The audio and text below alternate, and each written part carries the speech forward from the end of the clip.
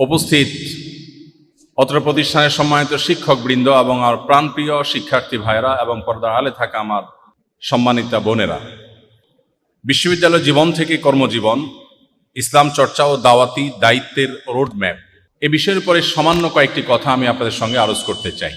আমরা আমাদের সামগ্রিক জীবনে যত কাজ করি, এই সব কাজের একটা লক্ষ্য থাকে। আমরা স্কুল জীবন থেকে যে পড়াশোনা শুরু করেছি, স্কুল থেকে কলেজে এসেছি, বিশ্ববিদ্যালয় পর্যায়ে এসেছি, আমাদের এই জীবনের ধাপগুলোর কোনো লক্ষ্য আছে না নাই? আমরা স্কুলে পড়ি, আমাদের উদ্দেশ্য থাকে ভালো ফলাফল করে আমরা ভালো কলেজে চান্স পাবো, ভালো কলেজে চান্স পেয়ে সেখানে ভালো কিছু করতে পেরে আমি বিশ্ববিদ্যালয়ে ভালো একটা অবস্থানে যাব। ভালো একটা বিশ্ববিদ্যালয়ে আমি যদি পড়াশোনা করতে পারি, ডিগ্রি নিতে পারি, তাহলে সেটারও একটা লক্ষ্য আছে না নাই? বিশ্ববিদ্যালয় থেকে ভালো একটা স্বনামধন্য বিশ্ববিদ্যালয় থেকে পড়াশোনা করে উচ্চতর ডিগ্রি নিয়ে আমি কি করব? কোনো লক্ষ্য আছে না নাই? কি করব? এই সার্টিফিকেট আমি কি করব? এটা তো ধুয়ে পানি খাবো না নিশ্চয়ই, তাহলে একটা লক্ষ্য তো আছে। কি সেটা? কেউ কি হেল্প করবেন আমাকে? ভাই বলতেছেন বিশ্ববিদ্যালয়ের সার্টিফিকেট অর্জন করছেন যাতে আল্লাহ খুশি হয়ে যান। ওনার উত্তরটার সাথে কি আপনারা একমত? ডেফিনেটলি না।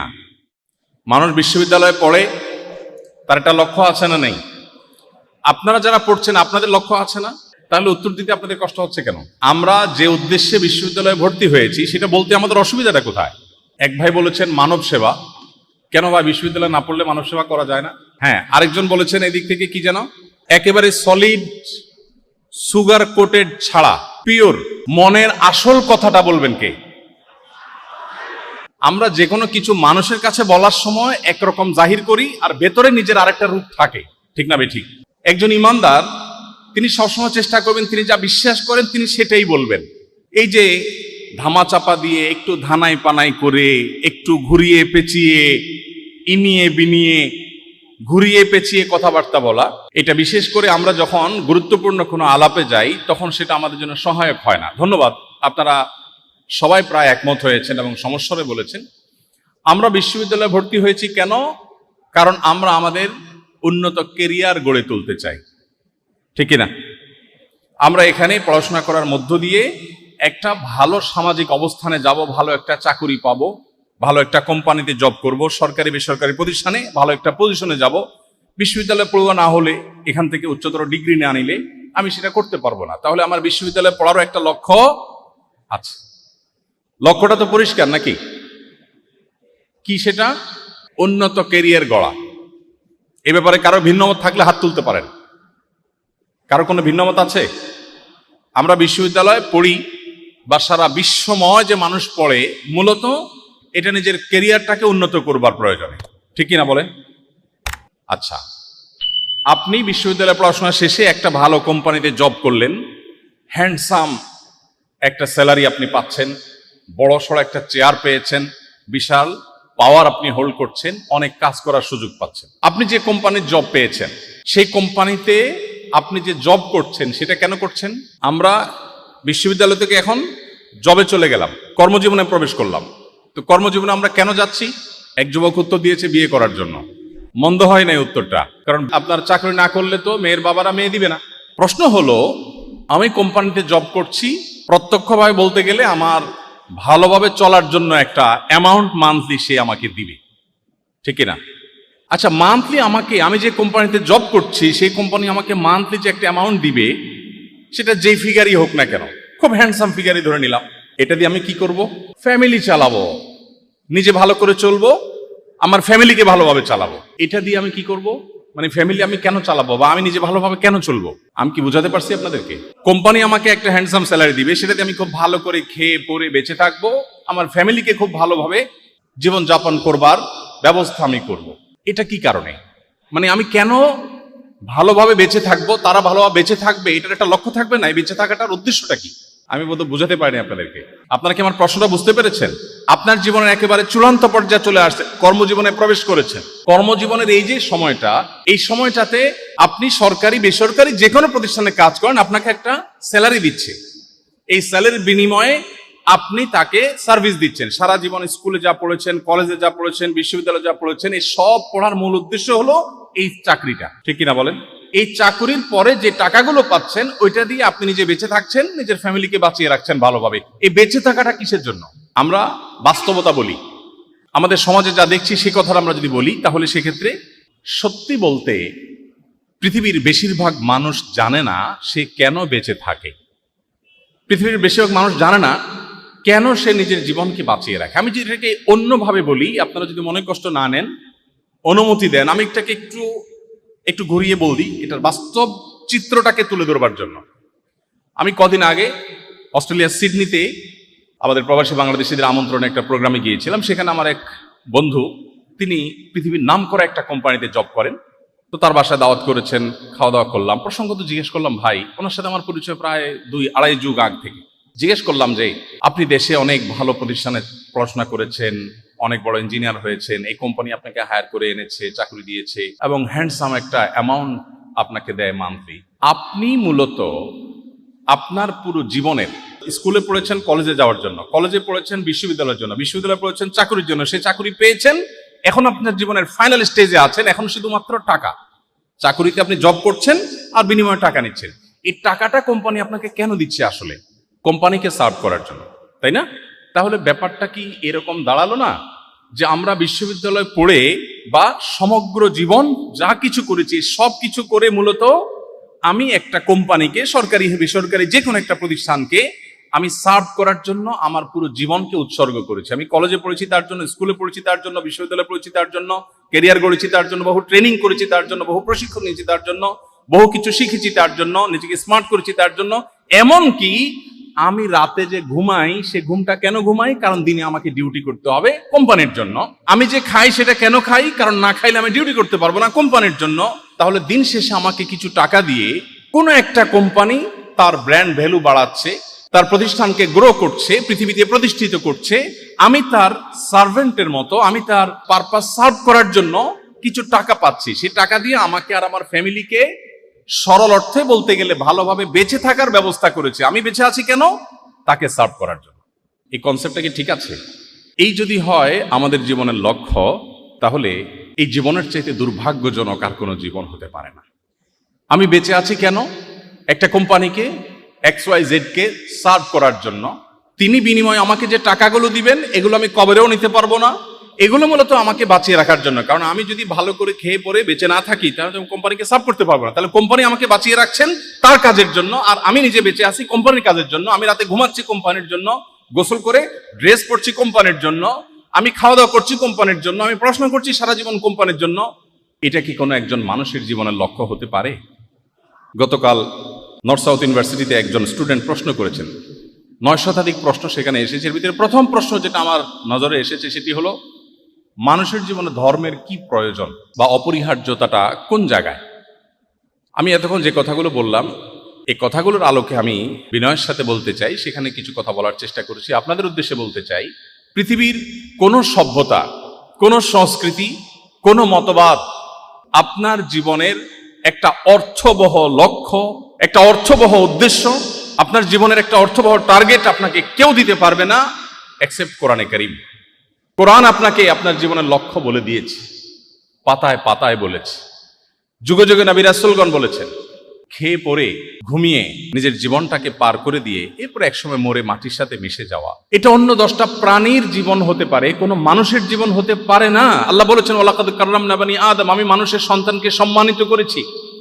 আল্লাহর সম্মানিত সৃষ্টি, এই সৃষ্টি আল্লাহ তাআলা এমনি এমনি সৃষ্টি করেন না। আল্লাহ বলেছেন, আফা হাসিবতুম আন্নামা খালাকনাকুম আবাসা ওয়া আন্নাকুম ইলাইনা লা তুরজাউন, তোমরা কি মনে করেছো তোমাদেরকে আমি অহেতুক সৃষ্টি করেছি?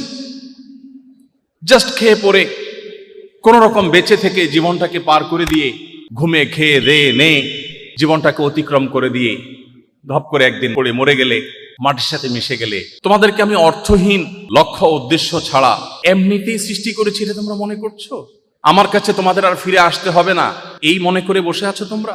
প্রিয় ভাই আমার, আপনি যদি কোরআন খোলেন, আপনার জীবনের লক্ষ্য খুঁজে পাবেন, আপনার জীবনের উদ্দেশ্য খুঁজে পাবেন। আপনার জীবনের চূড়ান্ত লক্ষ্য উদ্দেশ্য কোরআন ছাড়া আর কেউ আপনাকে দিতে পারবে না। আমি চ্যালেঞ্জ করে বলি, পৃথিবীর কেউ আপনাকে দিতে পারবে না। অনেক চমৎকার চমৎকার আইডিওলজি আপনি পাবেন পৃথিবীতে, মানুষের জীবনের কোনো অর্থবহ লক্ষ্য আপনাকে কেউ দিতে পারবে না, শুধু কোরআন দিতে পারবে, ইসলাম দিতে পারবে।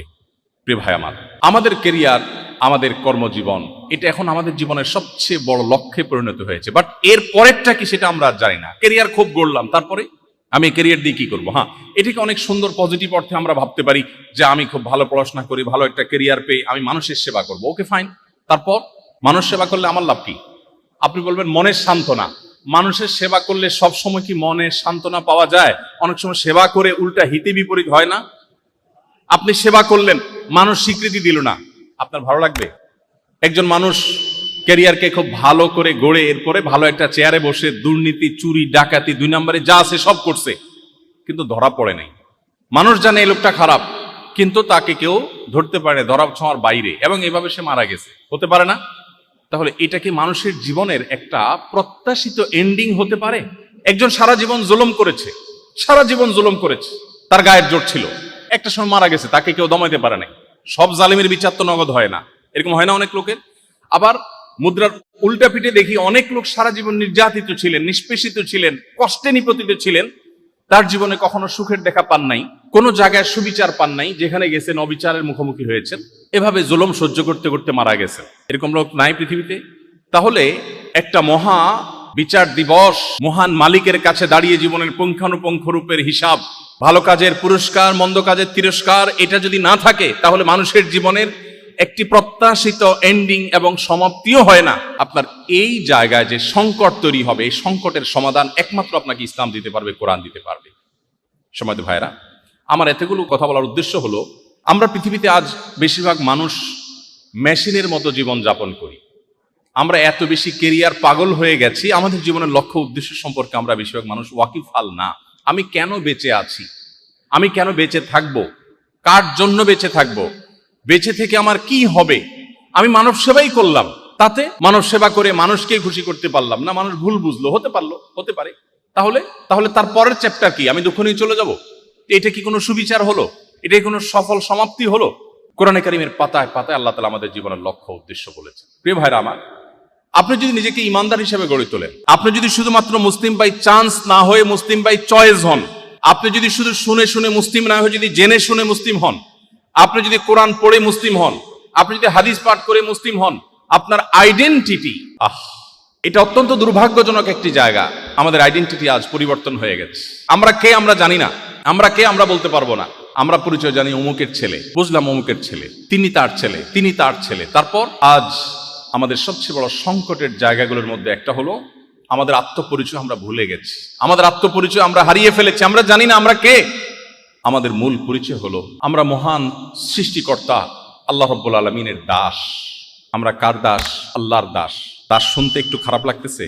আধুনিক পৃথিবীর 2025-এর দুনিয়াতে দাঁড়িয়ে এই লোক আমাদেরকে দাস বলছে। মানুষ আবার দাস হয় কিভাবে? মানুষ তো স্বাধীন সত্তার নাম।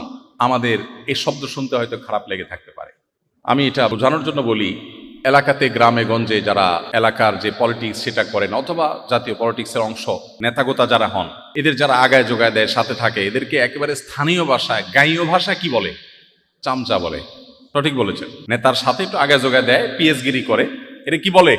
চামচা বলে। খারাপ ভাবে চামচা বলে, ভালোভাবে বললে সহকারী বলে। কেউ কারোর চামচা এই শব্দটা শুনতে কি কারোর কাছে ভালো লাগবে? ভালো লাগবে। কিন্তু এই সহকারীটা যদি মহামান্য রাষ্ট্রপতির ব্যক্তিগত সহকারী হয়, মহামান্য প্রেসিডেন্টের যদি ব্যক্তিগত সহকারী হয়, প্রধানমন্ত্রীর ব্যক্তিগত সহকারী হয়, তাহলে সেক্ষেত্রে এটা শুধু গৌরবের না, সে এই নাম বেচে বেচে ভাঙিয়ে ভাঙিয়ে যে কত কাজ করবে, উনি অমুকের পিএস, অমুকের সহকারী, তখন এই চামচা পরিচয়টা বিরাট গৌরবের। কারণ এই চামচা কোনো মেম্বারের চামচা না, চেয়ারম্যানের চামচা না, এটা প্রেসিডেন্টের সহকারী। ঠিক না ভাই? ঠিক। প্রেসিডেন্টও মানুষ, আমিও মানুষ। তিনি রক্ত মাংসে তৈরি, আমিও রক্ত মাংসে তৈরি। প্রেসিডেন্টকে যিনি সৃষ্টি করেছেন, গোটা সৃষ্টি জগৎ যার সৃষ্টি, আমি সে আল্লাহর দাস। এই পরিচয়টা গৌরবের না? গৌরবের না? আল্লাহর দাস হওয়া সহজ কথা না। আমাদের এই পরিচয় আমরা আজ হারিয়ে ফেলেছি, আমরা জানি না। আমাদেরকে ভুলিয়ে দেওয়া হয়েছে, এটা এক মেকানিজমের অংশ। আমাদেরকে ভুলিয়ে দেওয়া হয়েছে আমরা কে, আমরা কোথা থেকে এসেছি, আমরা কোথায় যাব, আমাদের এন্ডিং কোথায়, আমাদের গন্তব্য কোথায়, আমাদের লক্ষ্য কি, আমাদের উদ্দেশ্য কি, আমাদের আল্লাহর সামনে একদিন দাঁড়াতে হবে, আমরা ভুলে গেছি। আমাদের ভুলিয়ে দেওয়া হয়েছে। এই বস্তুবাদ, এই ভোগবাদ গোটা পৃথিবীর মানুষকে অন্ধের মতো করে দিয়েছে। কোন মোমবাতি জ্বালালে যেরকম একের পর এক পোকামাকড় এসে সেখানে পড়ে, আমরা আজ এক অজানার উদ্দেশ্যে পাড়ি জমিয়েছি, গোটা জীবন শেষ করে ফেলছি। পৃথিবীর উন্নত দেশগুলোতে যাবেন, কারণ নামার সময় নাই, খাওয়ার সময় নাই। এমনকি পৃথিবীর জাপানের মতো দেশ, অনেক উন্নত দেশ আছে, তরুণরা ফিজিক্যাল রিলেশন করবার সময় 30-40 বছর বয়সে পর্যন্ত একবারও পায়নি, এরকম বহু তরুণ আছে, কারণ তার হাতে সময় নেই। কিরে ভাই, এত ব্যস্ত কিসের জন্য? কিসের জন্য সেটা হয়তো তাকে জিজ্ঞেস করলে তিনিও বলতে পারবেন না। একটা চাকরি করছেন, একটু জব নিচ্ছেন, একটু ভালো ক্যারিয়ারে তিনি আছেন, ভালো ক্যারিয়ার গড়ে তোলার জন্য কাজ করছেন, বাট তারপরে কি? এই তারপরের কি? এটা তো জীবন লক্ষ্য হতে পারে না। এই জন্য দেখবেন যারা আল্লাহতে বিশ্বাসী না, যারা আখেরাতে বিশ্বাসী না, এই মানুষগুলো প্রচন্ড রকমের ডিপ্রেশন এবং ফ্রাস্ট্রেশনে ভোগে। দুর্ভাগ্যজনক সত্য যে আমাদের স্টুডেন্টরা, মুসলিমদের সন্তানরা, তরুণরা, আমরা অনেকে ফ্রাস্ট্রেশনে ভুগি, অনেকে আমরা দুশ্চিন্তায় ভুগি, আমরা অনেকে নানান হতাশায় ভুগি। কোরআন বলেছে, ওয়ালা ইয়াইআস মির রাউহিল্লাহি ইল্লাল কওমুল কাফিরুন, আল্লাহর রহমত থেকে আশা ছেড়ে দেওয়া, নিরাশ হওয়া, এটা শুধুমাত্র অবিশ্বাসী দ্বারা সম্ভব। কোন বিশ্বাসী মানুষ, কোন ইমানদার মানুষ, আল্লাহ এবং আখিরাতে বিশ্বাস করে, সে কখনো নিরাশ হতে পারে না। সে জানে সব কিছু আল্লাহর হাতে। আমার যদি দেয়ালে পিঠ ঠেকেও যায়, তারপর আল্লাহ সেখান থেকে আমাকে ব্যাক করাতে পারেন কি পারেন না। অতএব ইমানদার কখনো হতাশ হতে পারেন না। এই জন্য ইসলামে আত্মহত্যা কল্পনারও অতীত। কোন মুসলমান আত্মহত্যার কথা চিন্তাও করতে পারে না। যদি কেউ আত্মহত্যা করে, চিরকাল তাকে জাহান্নামে শাস্তি দেওয়ার কথা নবীজি বলেছেন, আর কঠোর কঠোর কথা বলেছেন। আত্মহত্যাকারী ব্যক্তির জানাজা খোদ নবীজি পড়েন নাই, এবং সমাজের ইমাম সাহেবরা পড়বে না, এবং এটা জঘন্য অপরাধ, এবং এটা শাস্তি নিশ্চিত জাহান্নাম। আরো কঠোর বার্তা নবীজি বলেছেন, কারণ মুসলমান কখনো আত্মহত্যা করতে পারে না, কারণ আত্মহত্যা ডিপ্রেশন থেকে আসে, এটা মুসলমান দ্বারা হতে পারে না। প্রিয় ভাইরা আমার, আমাদের জীবনের লক্ষ্য উদ্দেশ্য আমরা যদি ঠিক করতে চাই, তাহলে আমাদেরকে মুসলিম হতে হবে, আল্লাহর কাছে আত্মসমর্পণ করতে হবে, তাহলে জীবনের লক্ষ্য খুঁজে পাবো। আর যখন জীবনের লক্ষ্য খুঁজে পাবো, তখন জীবনের প্রতিটি নেগেটিভ বিষয়ের মধ্যে আপনি পজিটিভিটি খুঁজে পাবেন। প্রতিটি নেগেটিভ বিষয়ের মধ্যে পজিটিভিটি খুঁজে পাবেন। এবার আসুন, আমি একজন ইমানদারের আয়নায়, একজন ইমানদারের চশমায়, একজন ইমানদারের চোখে বিশ্ববিদ্যালয় জীবনকে, কলেজ জীবনকে একটু দেখার চেষ্টা করি। একজন মানুষ যখন তিনি বিশ্বাস করেন যে কোনো মুহূর্তে আমার মৃত্যু হবে, আল্লাহর সামনে দাঁড়াতে হবে, জীবনের প্রতিটি মুহূর্তে হিসাব দিতে হবে, আমি ভালো কাজ করলে আমার জন্য হবে, মন্দ কাজ হলে আমার উপরে আসবে। আল্লাহ কোরআনে বলেছেন, মান আমিলা সালিহান ফালিনাফসি, কেউ যদি ভালো কাজ করে তার নিজেরই লাভ, ওমান আসআ ফাআলাইহা, আর যদি কেউ খারাপ কাজ করে তার পরিণতি তাকেই ভোগ করতে হবে, অন্য কারো কিছু হবে না। কোরআনের প্রতি অগাধ বিশ্বাস এবং পরিপূর্ণ ঈমানের জায়গা থেকে একজন মানুষ যদি স্কুলে পড়েন, তার উদ্দেশ্য হবে ভালো কলেজে যাব, ভালো কলেজে পড়ে ভালো বিশ্ববিদ্যালয়ে যাব, ভালো বিশ্ববিদ্যালয়ে যাই ভালো পড়াশোনা করে আমি মানুষের সেবা করে আল্লাহর কাছ থেকে বিনিময় আশা করব। মানুষের সেবা করার পর মানুষ যদি আমাকে কোনো স্বীকৃতি নাও দেয়, ডাজ নট ম্যাটার, আল্লাহ তো ভুল করবেন না, তিনি আমাকে স্বীকৃতি দিবেন। জীবনের একটা অর্থ খুঁজে পাওয়া যায় কি যায় না?